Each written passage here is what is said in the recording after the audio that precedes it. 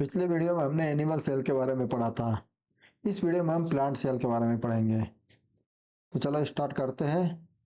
पहला क्वेश्चन है, एक पशु के शरीर की सबसे बड़ी कोशिका इनमें से कौन है? एक पशु के शरीर की सबसे बड़ी कोशिका इनमें से कौन है? इसके ऑप्शन है, option A astrocytes, option B neuron, option C chromatophores, option D lymph कोशिका है। इसका सही आंसर आएगा ऑप्शन बी न्यूरॉन। उत्तर बी। जानवरों के शरीर की सबसे बड़ी कोशिका न्यूरॉन तंत्रिका है। यह तंत्रिका तंत्र में स्थित एक उत्तेजनी कोशिका है। इस कोशिका का कार्य मस्तिष्क से सूचना का आदान प्रदान और विश्लेषण करना है। तंत्रिका कोशिका में कोशिका विभाजन नहीं होता है, जिससे इसके नष्ट होने पर दोबारा प्राप्त नहीं किया सकता, किंतु इसे स्टेम कोशिका द्वारा प्राप्त किया सकता है। नेक्स्ट क्वेश्चन है, निम्नलिखित में से कौन सा एक कोशिका में अधिक मात्रा में होने वाला अणु है? निम्नलिखित में से कौन सा एक कोशिका में अधिक मात्रा में होने वाला अणु है? इसके ऑप्शन है, ऑप्शन ए जल, बी कार्बोहाइड्रेट, सी शैवाल और डी प्रोटीन। इसका सही आंसर आएगा ऑप्शन बी, ऑप्शन ए जल। उत्तर है, कोशिका सजीवों के शरीर की रचनात्मक और क्रियात्मक इकाई है। कुछ सजीव जैसे जीवाणुओं के शरीर एक ही कोशिका से बने होते हैं, उन्हें एक कोशिकीय जीव कहते हैं। जबकि कुछ सजीव जैसे मनुष्य का शरीर अनेक कोशिकाओं से मिलकर बना होता है, उन्हें बहुकोशिकीय जीव कहते हैं। कोशिका के भीतर निम्नलिखित संरचना पाई जाती है। पहली है केंद्रक एवं केंद्रिका, दूसरी जीवद्रव्य, तीसरी गोल्जी कोय, चौथी कनाभ सूत्र, पांचवी अंतर्द्रव्य जालिका, छठी गुणसूत्र, सातवीं राइबोसोम सेंट्रोसोम, आठवीं लवक। जीवद्रव्य में जल की मात्रा 80%, प्रोटीन 15%, वसा 3%, कार्बोहाइड्रेट 1%, अकार्बनिक लवण 1% होता है। नेक्स्ट क्वेश्चन है, कोशिकाओं के प्रक्रियात्मक क्रियाओं का नियंत्रण कौन करता है? कोशिकाओं के प्रक्रियात्मक क्रियाओं का नियंत्रण कौन करता है? इसके ऑप्शन है, ए जीवद्रव्य, बी केंद्रिका, सी सूत्रकणिका और डी केंद्रक। इसका सही आंसर आएगा ऑप्शन डी केंद्रक। उत्तर डी। कोशिका प्रक्रियात्मक कोशिकाओं का नियंत्रण केंद्रक करता है।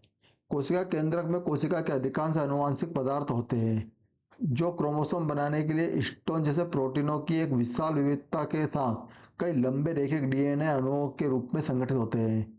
इन गुणसूत्रों के भीतर जीन कोशिका के परमाणु जीनोम हैं और कोशिका फंक्शन को बढ़ावा देने के लिए इस तरह से संरचित है। नाभिक जीन की अखंडता को बनाए रखता है और जीन की अभिव्यक्ति को नियंत्रित करके कोशिका की गतिविधियों को नियंत्रित करता है।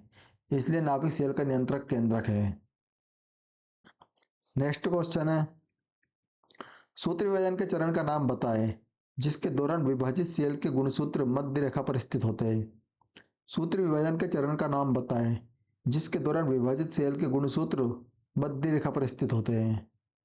इसके ऑप्शन है, option A anaphase, B telophase, C metaphase और डी प्रोफेज। इसका सही आंसर आएगा ऑप्शन सी मेटाफेज। मेटाफेज इसका सही आंसर आएगा। उत्तर सी।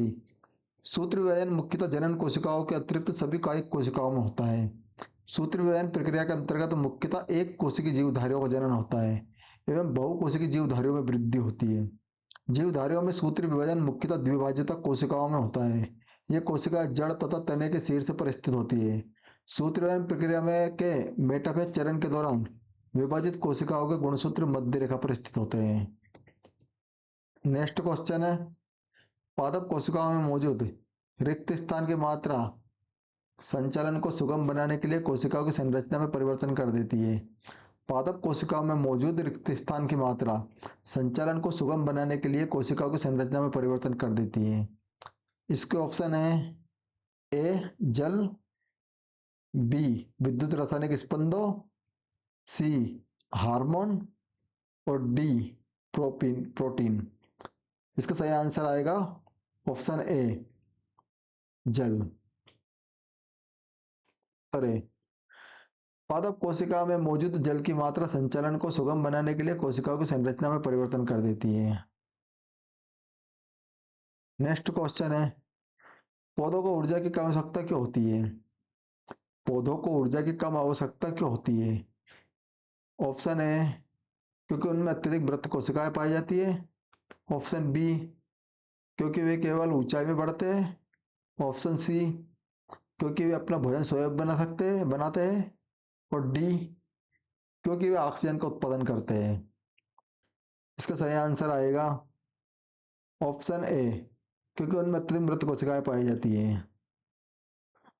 उत्तर है, पौधों को जानवरों की अपेक्षा कम ऊर्जा की आवश्यकता होती इसलिए होती है क्योंकि पौधों के शरीर में जैसी कई मृत कोशिकाएं पाई जाती है जिन्हें किसी ऊर्जा की आवश्यकता नहीं होती है।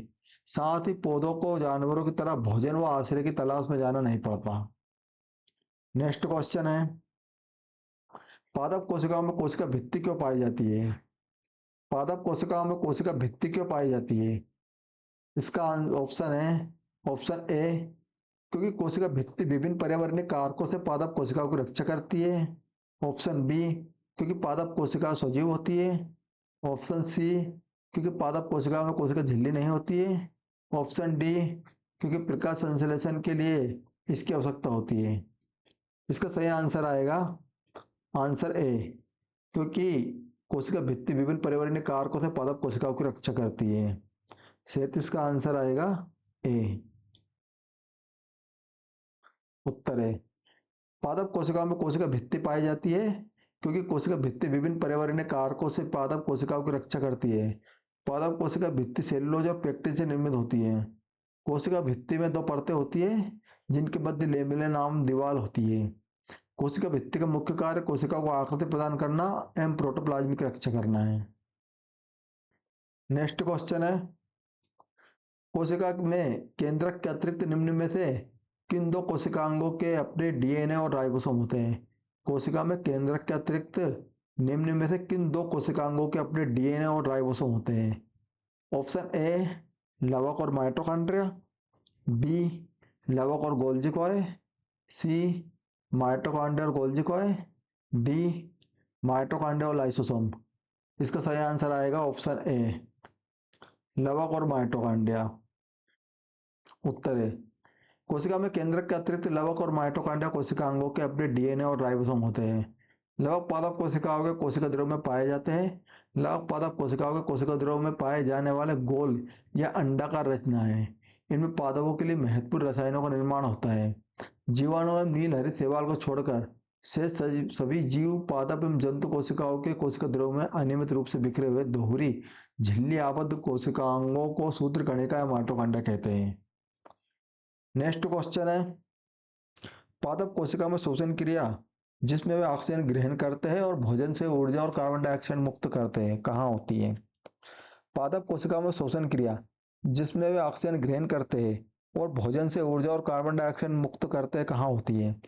ऑप्शन ए राजधानी, बी हरित लवक और माइटोकॉन्ड्रिया, सी पराक्सीसोम और डी माइटोकॉन्ड्रिया। इसका सही आंसर आएगा ऑप्शन डी माइटोकॉन्ड्रिया। पादप कोशिका में श्वसन क्रिया जिसमें वो ऑक्सीजन ग्रहण करते हैं और भोजन से ऊर्जा और कार्बन डाइऑक्साइड मुक्त करते हैं माइटोकॉन्ड्रिया में होती है। नेक्स्ट क्वेश्चन, अपशिष्ट उत्पादों को पादप कोशिका के अंदर कहाँ संचित किया जाता है? अपशिष्ट उत्पादों को पादप कोशिका के अंदर कहाँ संचित किया जाता है? इसके ऑप्शन है ऑप्शन ए गोल्जी कोई में, बी राजधानियों में, सी लाइसोसोम में और डी माइटोकॉन्ड्रिया में।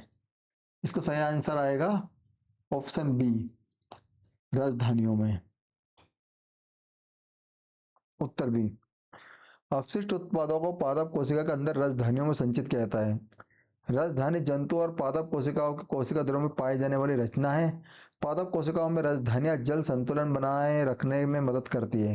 कभी कभी एक रिक्तिका पादप कोशिका के अधिकांश आंतरिक स्थानों को घेर सकती है। नेक्स्ट क्वेश्चन है, पर्णहरित एक क्लोरोफिल वर्णक कोशिका के इनमें से किस घटक में मौजूद होता है? पर्णहरित एक क्लोरोफिल वर्णक कोशिका के इनमें से किस घटक में मौजूद होता है? ऑप्शन ए हरित लवक, बी लाइसोसोम, सी माइटोकॉन्ड्रिया और डी राइबोसोम। तो इसका सही आंसर आएगा ऑप्शन ए हरित लवक। उत्तर है, हरित लवक पौधों के लिए अत्यंत महत्वपूर्ण कोशिकीय संरचना है।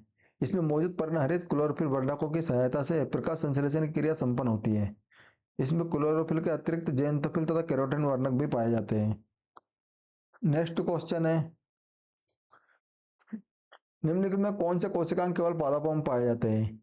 निम्नलिखित में से कौन से कोशिकांग केवल पादपों में पाए जाते हैं? Option A mitochondria, B lysosome, C राजधानी और डी लवक। तो इसका सही आंसर आएगा ऑप्शन डी लवक। लवक केवल पादपों में पाए जाते हैं। उत्तर डी लवक केवल पादपों में पाए जाते हैं। लवक पादप कोशिकाओं के कोशिका द्रव्य में पाए जाने वाले गोल या अंडाकार रचना है। लवक 3 प्रकार के होते हैं, हरित लवक, क्लोरोप्लास्ट, अवर्णी लवक, ल्यूकोप्लास्ट, वर्णी लवक, क्रोमोप्लास्ट। माइटोकॉन्ड्रिया पौधों एवं जंतु कोशिकाओं में पाई जाती है। इसे कोशिका का ऊर्जा घर भी कहते हैं। नेक्स्ट क्वेश्चन है, निम्नलिखित में से कौन सा पादप कोशिका में स्टार्च, प्रोटीन और तेल कणिकाओं को संग्रहण करता है? निम्नलिखित में कौन सा पादप कोशिका में स्टार्च, प्रोटीन और तेल कणिकाओं का संग्रहण करता है? इसके ऑप्शन है, ऑप्शन ए हरित लवक, बी अवर्णी लवक, सी वर्णक लवक और डी जीव द्रव्य। तो इसका सही आंसर आएगा ऑप्शन बी अवर्णी लवक। उत्तर बी, केवल पादप कोशिकाओं में ही पाए जाने वाले दोहरी झिल्लियां बंद कोशिकाओं लवक 3 प्रकार के होते हैं। पहला ल्यूकोप्लास्ट, दूसरा क्रोमोप्लास्ट, तीसरा क्लोरोप्लास्ट। इनमें से ल्यूकोप्लास्ट अथवा अवर्णी लवक 3 प्रकार के खाद्य सामग्री स्टार्च, प्रोटीन और तेल ऑब्लिक में वसा कणिकाओं का संग्रह करता है।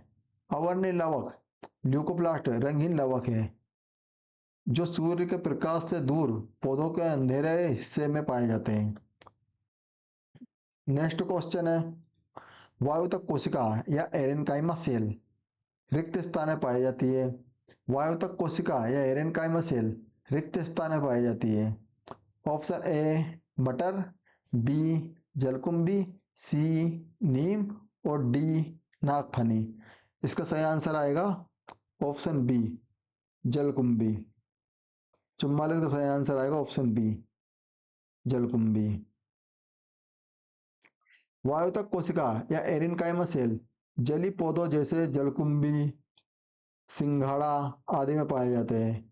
ऐसे पौधे जिनमें बड़े आकार के अंतर कोशिका अवकाश होते हैं तथा उनमें वायु भरी रहती है, जिसके कारण पादप हल्का बना रहता है और पानी की सतह पर आसानी से तैरता है, उन्हें वायुतक कोशिकाएं कहते हैं। इन वायुतकों को वायुकोष्ठ भी कहा जाता है। नेक्स्ट क्वेश्चन, रंगहीन लवक क्या कहलाते हैं? रंगहीन लवक क्या कहलाते हैं? ऑप्शन ए ल्यूकोप्लास्टिड, बी एपिकोप्लास्टिड, सी क्रोमोप्लास्टिड और डी क्लोरोप्लास्टिड। तो इसका आंसर है ऑप्शन ए ल्यूकोप्लास्टिड। उत्तर है, रंगहीन लवक ल्यूकोप्लास्टिड कहलाते हैं। ल्यूकोप्लास्ट स्टार्च, प्रोटीन और लिपिड के संश्लेषण और भंडारण के लिए महत्वपूर्ण अंग है। एपिकोप्लास्ट आवश्यक चयापचय कार्य वाला एक प्लास्टिड है जो द्वितीयक एंडो सिम्बायोसिस के माध्यम से विकसित हुआ है। क्रोमोप्लास्ट फूलों और फलों और कुछ पत्तियों और जड़ों में कैरोटीनॉइड वर्णक के संश्लेषण और भंडारण में कार्य करते हैं। क्लोरोप्लास्ट पौधों का एक अंग है जो प्रकाश संश्लेषण की क्रिया के माध्यम से प्रकाश ऊर्जा को अपेक्षाकृत स्थिर रासायनिक ऊर्जा में परिवर्तित करते हैं। नेक्स्ट क्वेश्चन है, कुछ जीवाणु प्रकाश संश्लेषी होते हैं।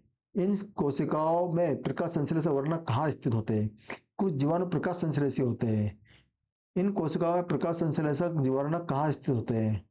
ऑप्शन ए विशेष झिल्लियों पर, बी हरित लवक में, सी कोशिका के कोशिका द्रव में, और डी प्लाज्मा झिल्ली के अंतर्वलन में।